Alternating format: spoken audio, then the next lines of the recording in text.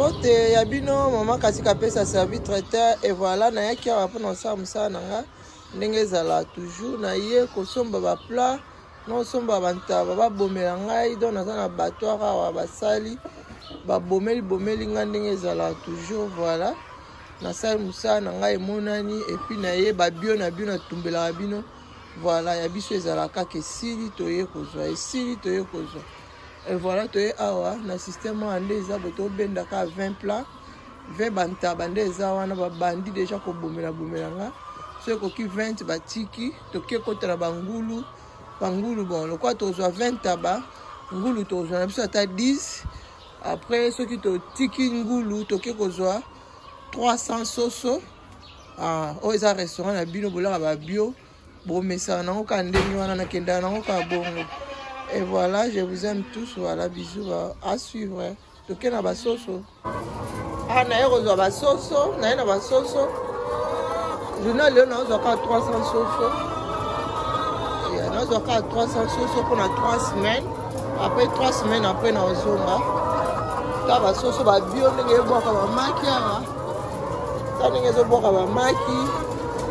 voilà.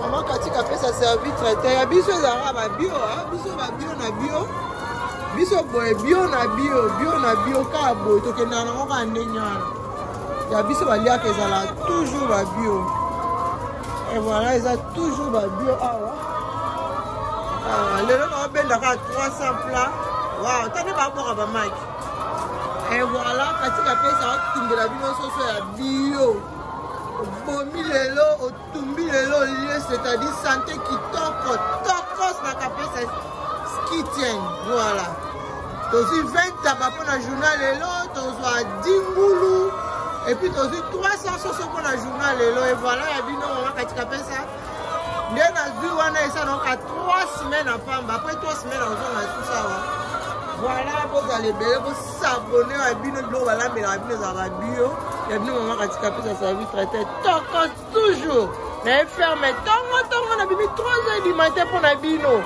vous s'abonner vous partager s'il vous plaît tokos.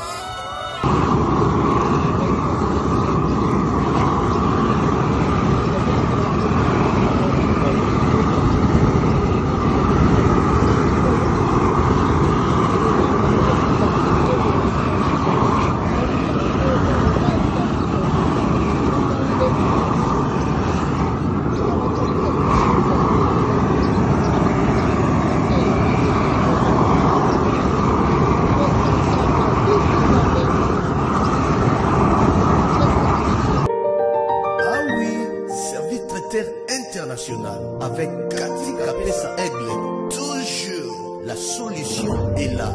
Katika Pesa, toujours à votre service. Qualité supérieure des recettes et repas africains, restaurants et catering.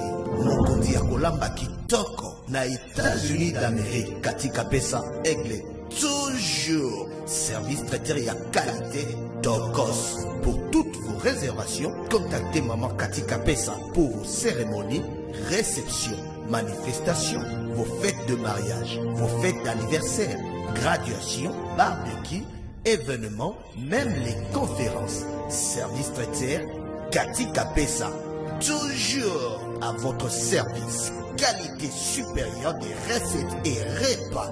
Bamosusu, c'est local.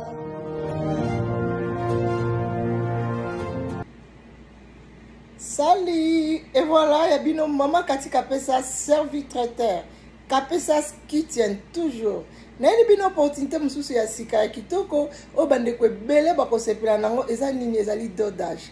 Alors dodage à partir d'aujourd'hui, dodage avec Kapesa Kitchen online ceux qui ont lingo commandé biloko na ya kolia voilà okoki toujours kokota na dodage au mona menu na biso ya Kapesa Kitchen ezana bo passer ba commande na bino na foodo bolingaka ya African food na kanisi boza de cité bo passer ba commande na bino et puis toza vraiment na bata na biso ezali précis toza ba RO totier quand est-ce que to bando fongola quand est-ce que to bando kanga et puis programme na biso pe horaire na biso nyon césar en ligne. Alors boza de cité j'espère que bo sepeli une opportunité wana voilà bisous bye bye.